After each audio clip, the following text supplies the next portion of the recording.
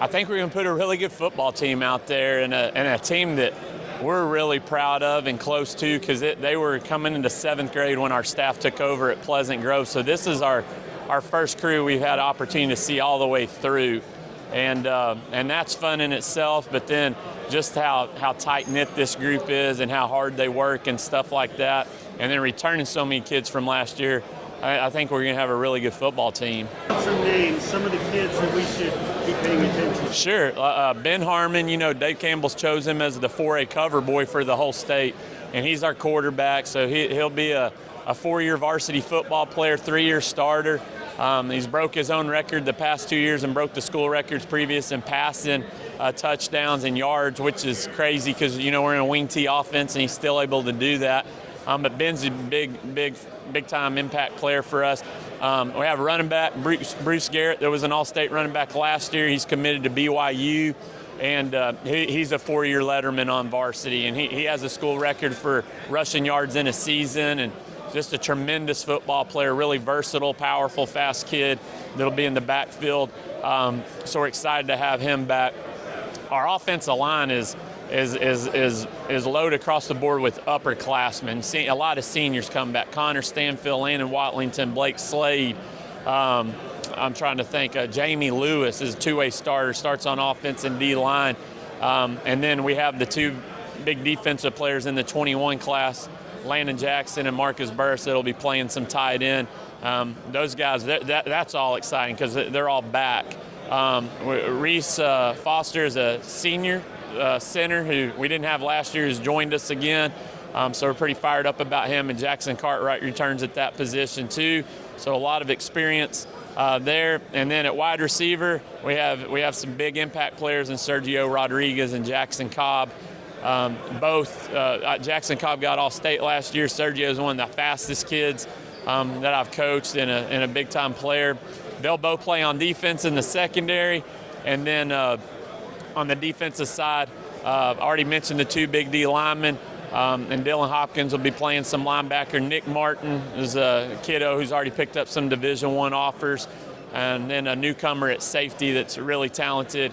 And KJ, trying to think KJ. I'm drawing blanks here. I'm drawing blanks on his last name. KJ Hicks. He's a really good football player, and we're excited that he's with us. And Andrew LeGrand, 3-year varsity kid. But we've got a lot of kids coming back, and that's why there's a lot of names. Hey, did you know that Lone Star Gridiron does mini helmets? Yeah, custom designed mini helmets that match your school. When quality and attention to detail are important, choose authentic Lone Star Gridiron mini helmets. Our library currently has hundreds of different Texas high school football teams. If you don't see your helmet, reach out to us about creating one. And hey, they make the coolest fundraisers for your booster clubs. Go to LoneStarGridiron.com and look for mini helmets on the top menu bar. Good.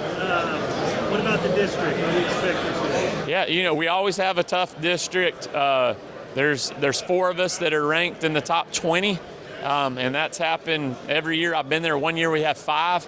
So we have a really, really strong district in East Texas out 4A. I think a couple of us could be down a little bit compared to what they were last year, and there's a couple that could be stronger, but I mean, you throw them all in there, Gilmer, Liberty Ilo, Pittsburgh, and Spring Hill is getting a lot better. I think they're going to be one of the most dangerous teams in our district here in the next couple of years because of how good they are with their underclassmen. It's a tough district, and that makes us better. Iron sharpens iron, so we try to use it to our advantage. Are there any sleepers that you're thinking, hey, they might make a move? Yeah, I think, there's some really talented teams that scare me. And in our region, Waco Conley, we played them last year, and they have a lot of talented kids. Shane's done a really good job there coaching them and getting them ready, but I think they're hot right now, and they bring a lot of kids back from last year's team. They're really good. Lorena, Sunnyvale, really good football teams in our region that aren't in our district. And then, of course, the district or the region that scares me a lot because there's 3 really good teams in Silsbee, Jasper, and West Orange Stark, and then, you know, Cuero coming back. They're going to be strong, and they've got that belief on them. There's a lot of good football teams out there. Well, good luck on the season, Coach. I appreciate you. Thank you. LoneStarGridiron.com. Access the complete history of Texas high school football, over 100 years of information, win-loss records, coaching histories, individual stats, records, and more. Lone Star Gridiron, the authority on Texas high school football.